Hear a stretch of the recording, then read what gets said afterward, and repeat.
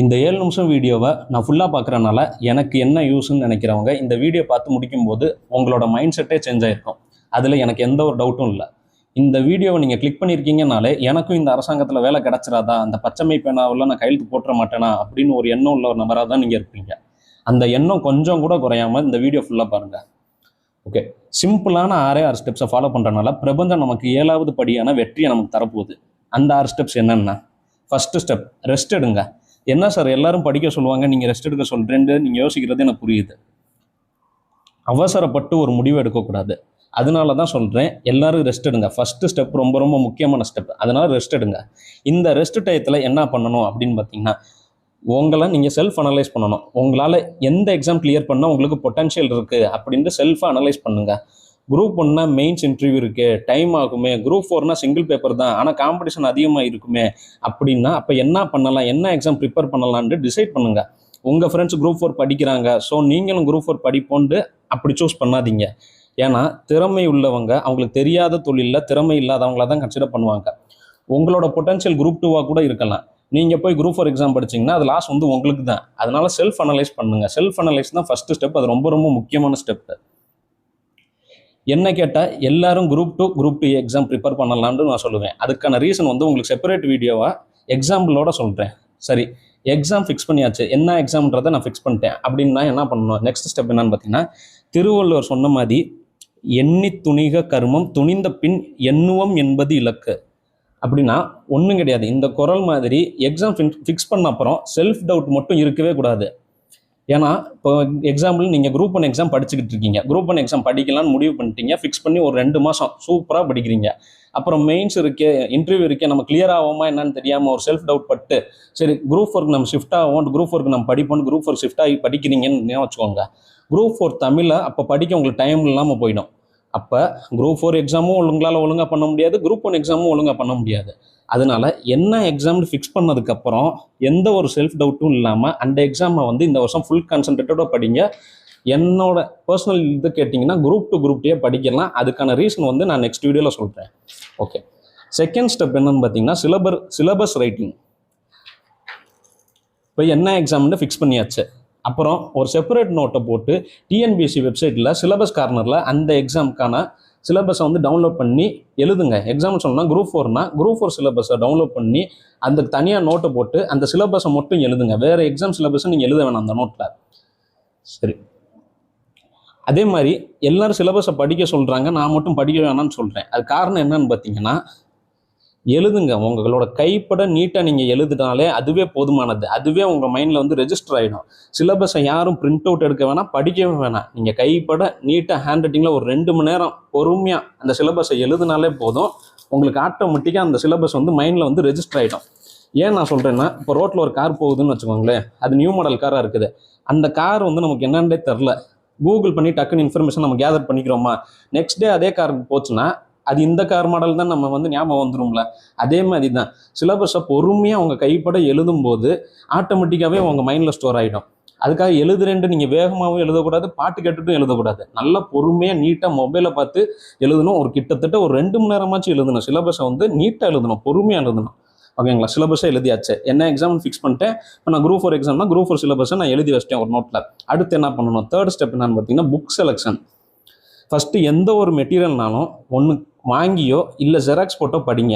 ஏன் அப்படி சொல்கிறேன்னா, ஜெராக்ஸ் போட முடியாத பட்சத்தில் மட்டும் மொபைலில் படிங்க. ஜெராக்ஸ் எடுத்து கையில் வச்சு அண்டர்லைன் பண்ணி படிக்கும்போது படித்த ஒரு ஃபுல் சாட்டிஸ்ஃபேக்ஷன் கிடைக்கும். 6th-லேருந்து 12th ஸ்டாண்டர்ட் ஸ்கூல் புக்ஸை நீங்கள் தமிழ்நாடு டிஎன்எஸ்சிஆர்டி வெப்சைட்லேயே இருக்கும், அதை நீங்கள் டவுன்லோட் பண்ணி ஜெராக்ஸ் போட்டுக்கலாம். ஸ்கூல் புக்ஸை தாண்டி ரெஃபரன்ஸ் புக்ஸ் படிக்கணும்டா, மொத்தம் 6 யூனிட்ஸ் இருக்குது. ஒவ்வொரு யூனிட்டுக்கும் ஒவ்வொரு ரெஃபரன்ஸ் புக்கே போதுமானது. பாலிட்டிக்குன்னா லக்ஷ்மிகாந்த் போதும். லக்ஷ்மிகாந்த் நான் படிச்சிட்டேன் அப்படின்னா வேறு புக்குக்கு நான் போகலாம். வேறு லக்ஷ்மிகாந்த் நீங்கள் ஃபுல்லாக படிச்சிட்டிங்கன்னா வேறு அவுட் சோர்ஸ் புக்குக்கு நீங்கள் போய்க்கலாம்.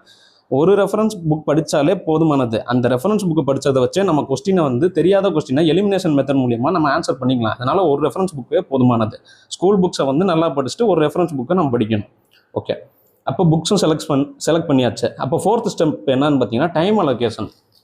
இப்போ ஒரு நாளைக்கு உங்களுக்கு எவ்வளோ நேரம் கிடைக்கும், எவ்வளோ நேரம் படிக்க டைம் கிடைக்குன்றதை நீங்கள் ஐடென்டிஃபை பண்ணணும். நீங்கள் ஹவுஸ் ஒய்ஃபா, இல்லை ஃபுல் டைம் ஆஸ்பிரன்ஸா, இல்லை வந்து ஒர்க் போயிட்டு படிக்கிற ஆஸ்பிரன்ஸா, உங்களுக்கு எவ்வளோ நேரம் கிடைக்குன்றதை நீங்கள் அனலைஸ் பண்ணுங்கள். எவ்வளோ நேரம் கிடைக்குன்றதை ஐடென்டிஃபை பண்ணுங்கள்.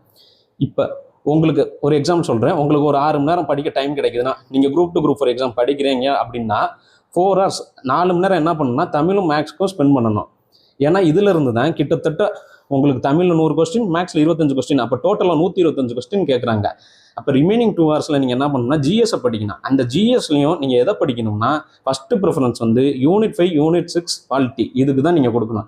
ஏன்னா இதுதான் கொஸ்டின் வெயிட்டேஜான ஏரியா. நெக்ஸ்ட் ப்ரிஃபரன்ஸ் வந்து ஜிஎஸ்ல எது கொடுக்கணும்னா யூனிட் 3, யூனிட் 2, யூனிட் 1. அதுக்கான யூனிட் 1 விட்டுட்டு போகிறேன்னும் போகக்கூடாது. ஏன்னா நமக்கு எல்லாமே படிச்சிருக்கணும். அப்போ தான் நம்மளால் வந்து மார்க் ஸ்கோர் பண்ண முடியும்.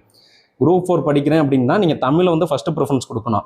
நெக்ஸ்ட்டு மேக்ஸு, அடுத்து ஜிஎஸ். 4 மணி நேரம் தமிழ், 2 மணி நேரம் தமிழ், 2 மணி நேரம் மேக்ஸு, 2 மணி நேரம் ஜிஎஸ். ஓகே, இப்போ நான் டைமும் அலோகேட் பண்ணிட்டேன், புக்ஸை செலக்ட் பண்ணிட்டேன், டைமும் அலோகேட் பண்ணிட்டேன், எக்ஸாமை ஃபிக்ஸ் பண்ணிட்டேன், எல்லாமே பண்ணியாச்சு. அடுத்து என்னன்னு பார்த்தீங்கன்னா 5th ஸ்டெப்பு. ரொம்ப ரொம்ப ஈஸியான ஸ்டெப்பு, எல்லாராலையும் பண்ண முடிய ஒரு ஸ்டெப்பே இதுதான். என்னன்னா, என்ன எக்ஸாம் படிக்கணும்னு நான் ஃபிக்ஸ் பண்ணிட்டேன், டைம்லாம் நான் அலோகேட் பண்ணிட்டேன். இப்போ நான் என்ன பண்ணணுன்றீங்கன்னா ஒவ்வொரு யூனிட்டுக்கும் மொத்தம் 6 யூனிட் இருக்கா, அப்போ ஒவ்வொரு யூனிட்டுக்கும் செப்பரேட் நோட் வாங்கிக்கோங்க. எக்ஸாம்பிள்னா பாலிட்டிக்குன்னு ஒரு தனி நோட்டை வந்து மெயின்டைன் பண்ணுங்கள். அந்த பாலிட்டி நோட்டில் வந்து பாலிட்டி மட்டும்தான் இருக்கணும். அந்த ஃபஸ்ட்டு பேஜில் பாலிட்டி நோட்டோட ஃபஸ்ட்டு பேஜில் பாலிட்டி சிலபஸை வந்து எழுதுங்க. அப்போ அங்கே ஆல்ரெடி ஒரு நோட்டு போட்டு நீங்கள் சிலபஸ் எழுதிருக்கீங்க.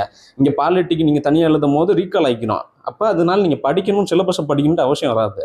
ஓகே, இதே மாதிரி ஒவ்வொரு யூனிட்ஸுக்கும் நோட்டை மெயின்டைன் பண்ணுங்கள். ஒவ்வொரு யூனிட்டுக்கும் அந்தந்த யூனிட்டை வந்து சிலபஸை மட்டும் அங்கே எழுதுங்க.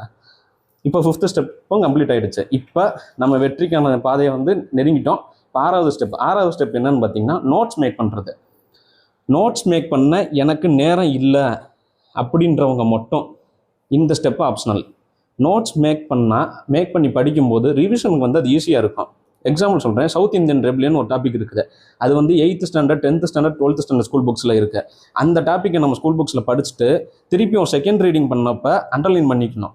அடுத்து நெக்ஸ்ட் ரெஃபரன்ஸ் புக்கை வந்து போகணும். அந்த நெக்ஸ்ட் ரெஃபரன்ஸ் புக்கில் என்ன பண்ணணும்னா எக்ஸ்ட்ரா பாயிண்ட்ஸாக திருப்பி அண்டர்லைன் பண்ணிக்கணும். அப்புறம் என்ன பண்ணணும்னா யூனிட் 6 நோட் இருக்குது பார்த்தீங்களா, அந்த யூனிட் 6 நோட்டை எடுத்து அண்டர்லைன் பாயிண்ட்ஸை கம்பைல் பண்ணி எழுதிக்கிறீங்க.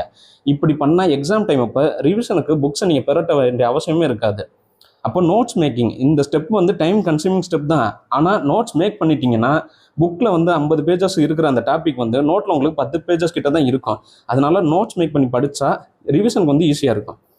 சரி, படித்தா மட்டும் போதுமா, ரிவிஷன் தேவையில்லைன்னா கோல்டன் ரூலே என்னன்னா ரிவிஷன் வந்து ரொம்ப ரொம்ப முக்கியம். ஒரு 5 நாள் நீங்கள் படிக்கிறீங்க, இல்லை ஒரு 3 நாள் தான் நீங்கள் படிக்கிறீங்கன்னா 4வது நாள் ரிவிஷன் பண்ணணும். ஒரு வாரத்துக்கு நீங்கள் 3 நாள் தான் படிக்கிறீங்கன்னா 4வது நாள் வந்து ரிவிஷன் பண்ணி ஆகணும்.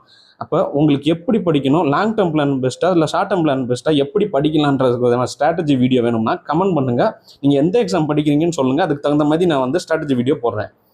ஓகே, 7th ஸ்டெப் வேறு என்ன, தலை நிமிர்ந்து நடங்க பார்த்திபன் எரா தான். புரியலையா? உங்களோட ஆஃபீஸராக வந்து ஸ்டார்ட் ஆகிடுச்சு.